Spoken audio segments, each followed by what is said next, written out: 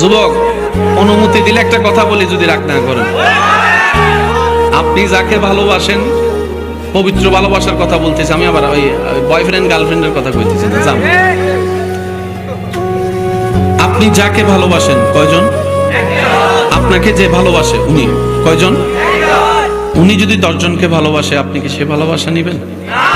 আপনি যখন বলছেন আই লাভ ইউ, সে উত্তরে কি বলছেন? আই লাভ ইউ টু মানে কি? শুনেন, আমি তোমাকে ও ভালোবাসি,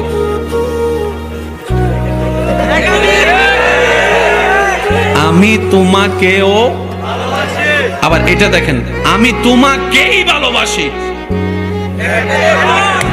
আমি তোমাকেই ভালোবাসি, আমি তোমাকেও ভালোবাসি। বুঝলাম এখন এইসব আপনার সংসার আপনি বুঝেন, আমি গীতা।